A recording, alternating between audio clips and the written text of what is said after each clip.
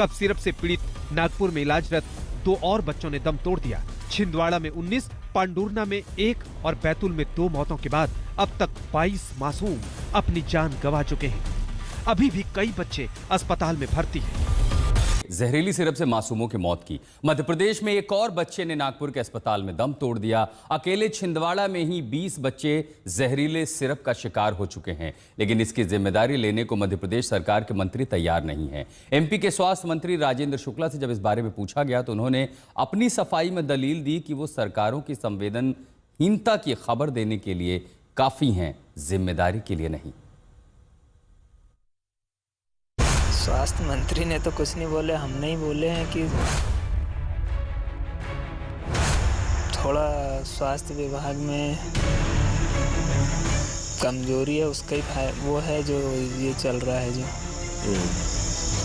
अगर स्वास्थ्य विभाग सशक्त रहता, जांच होती दवा की सैंपल की, तो कहानी यहाँ तक बनती नहीं। छिंदवाड़ा में जहरीले कफ सिरप से अपने बेटे को गंवाने वाले कपिल पवार समेत हर देशवासी यही सोचता है, मानता है कि मध्य प्रदेश के स्वास्थ्य विभाग की नाकामी की वजह से मासूम बच्चे बेमौत मारे गए। लेकिन मध्य प्रदेश के स्वास्थ्य मंत्री राजेंद्र शुक्ला के पास अपने विभाग और सरकार को क्लीन चिट देने की गजब दलील है, जो किसी के गले नहीं उतर सकती। गवर्नमेंट सप्लाई इस सिरप की नहीं होती है, ये प्राइवेटली फैक्ट्री ने बनाया, अपने स्टॉकिस्ट को भेजा, स्टॉकिस्ट ने रिटेलर्स को भेजा, डॉक्टर ने प्रिस्क्राइब किया। इस प्रकार से ये दुर्भाग्यपूर्ण तरीके से बच्चों को दे दी गई और उसके कारण ये दुर्घटना हुई है। तो मध्य प्रदेश के स्वास्थ्य मंत्री जी बड़ी मासूमियत से कहते हैं कि हम क्या करें, प्राइवेट फैक्ट्री ने जहरीला सिरप बनाया, अपने स्टॉकिस्ट को भेजा, स्टॉकिस्ट ने रिटेलर को भेजा, डॉक्टर ने प्रिस्क्राइब किया और इस तरह से ये बच्चों को सिरप पिला दिया गया और वो मारे गए। सवाल ये है कि अगर बच्चों तक जहरीले सिरप को रोकने की जिम्मेदारी सरकार और उसके संबंधित विभाग की नहीं है तो किसकी है? स्वास्थ्य विभाग के उन अफसरों का क्या काम है जो इसी जिम्मेदारी के लिए रखे गए हैं, तनख्वाह पाते हैं?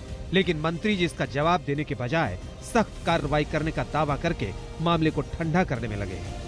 बेहद दुखद और दुर्भाग्यपूर्ण घटना में छिंदवाड़ा और पांडुर्ना और बैतूल में मिला के 20 मासूम बच्चों की मृत्यु हो चुकी है। जो दवाई बनाने वाली कोल्ड ड्रिंक बनाने वाली कंपनी है, उसके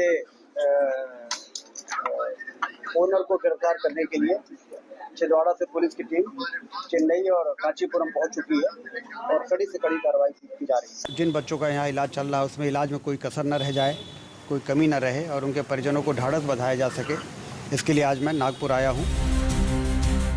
21 बच्चों की मौत के बाद एमपी के स्वास्थ्य मंत्री राजेंद्र शुक्ला की नींद खुली। वो करीब 1.5 महीने बाद छिंदवाड़ा गए, जहां उन्होंने बच्चों को गंवाने वाले परिजनों से मुलाकात की। फिर वो नागपुर के अस्पताल में गए, जहां बच्चों का इलाज चल रहा है। यहीं पर राजेंद्र शुक्ला जी ने अपनी जिम्मेदारी से बचने की कोशिश की, लेकिन ये बात उन्हें समझाई जाए कि उनके विभाग की कमजोरी और लापरवाही की वजह से ही बच्चों की मौत हुई है। अगर ऐसा ना होता तो छिंदवाड़ा का वेदांश बेमौत न मारा जाता, क्योंकि मध्य प्रदेश का स्वास्थ्य विभाग सो रहा था, जिसकी लापरवाही ने कपिल पवार जैसे परिजनों को जिंदगी भर का दर्द दे दिया। डॉक्टर्स ने सैंपल लिए, रिपोर्ट्स जब आई तो पता चला कि जो प्रवीण सोनी के यहाँ से ट्रीटमेंट लिए थे जी, उसमें जो 2 सायरप थी, कोल्ड ड्रिंक और एक एंटीबायोटिक, उनका जो परसेंट था केमिकल का बहुत ज़्यादा था जी। और वो वैसे भी वहाँ के एक्सपर्ट का कहना नागपुर के कि 5 साल से कम के बच्चों को देने की है नहीं है, और इन्होंने दे दिया वो दवाई। वो 2.5 साल के बच्चे को और 5 साल के कम बच्चे को भी 2 ml 2 बार देना है। इनने 4 ml 3 बार दिया, 4 बार। जीएमसी नागपुर में जो सोचिए, अगर मध्य प्रदेश का स्वास्थ्य विभाग और उसके अफसर अपना काम करते हैं तो इस सिरप को समय रहते हटा लिया जाता, सरकार और प्रशासन के प्रति जनता का भरोसा बढ़ता। लेकिन जिम्मेदारी से पल्ला झाड़ने की वजह से जनता सरकार और प्रशासन को लेकर अविश्वास से भरी हुई है। उसे यकीन ही नहीं है कि दोषियों पर कार्रवाई होगी भी।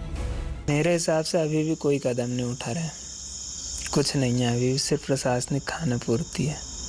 पहला तो प्रवीण सोनी दोषी है ही, डॉक्टर जिसने लिखा उनको तो गिरफ्तार कर ली पुलिस। हाँ तो गिरफ्तार कर ली, पर अगर जब उसको सजा होगी तब मानेंगे गिरफ्तार। गिरफ्तार तो 4 दिन जेल में रहेगा और जमानत पे आ जाएगा, तो उसको काहे का गिरफ्तार बोले।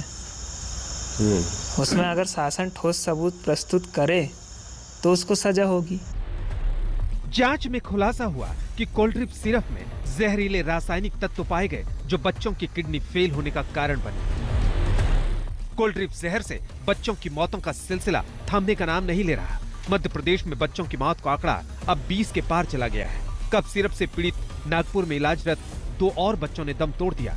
छिंदवाड़ा में 19, पांडुरना में 1 और बैतूल में 2 मौतों के बाद अब तक 22 मासूम अपनी जान गंवा चुके हैं। अभी भी कई बच्चे अस्पताल में भर्ती हैं। छिंदवाड़ा के कुछ ऐसे भाग्यशाली परिवार भी हैं जिनके बच्चे इस जहरीले सिरप के सेवन के बावजूद बच गए। हालांकि इसमें सरकार का कोई रोल नहीं है। इन लोगों ने समय रहते बच्चों का इलाज करवाया, जिसमें इनकी खेती बाड़ी सब बिक गई। हमने 1 महीने 7 दिन नागपुर में बिताए सर। वहाँ कितना खर्चा हुआ आपका? लगभग में 5 से 6 लाख रुपए नेल्सन हॉस्पिटल का। उसके बाद में वहाँ पे भी थोड़ा बहुत खर्चा आया और हमारा भी खर्चा मिला, कम से कम 8 से 10 लाख रुपए खर्चा आया हमको।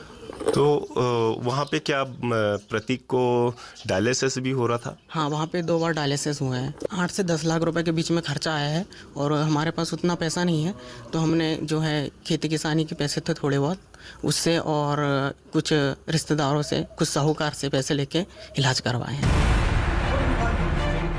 सोचिए, सर्दी खांसी जैसी मामूली समझे जाने वाली बीमारी में आम लोगों ने अपना सब कुछ गंवा दिया। ऐसा इसलिए हुआ क्योंकि बच्चों की किडनी खराब करने वाला कोल्ड-ड्रिप सिरप मध्य प्रदेश में धड़ल्ले से बिकता रहा और सरकार और विभाग सोते रहे। दुर्भाग्य देखिए, इतनी बड़ी संख्या में बच्चों को खोने के बावजूद जिम्मेदार लोगों की तरफ से पल्ला झाड़ा जा रहा है। पवन शर्मा, छिंदवाड़ा, आज तक।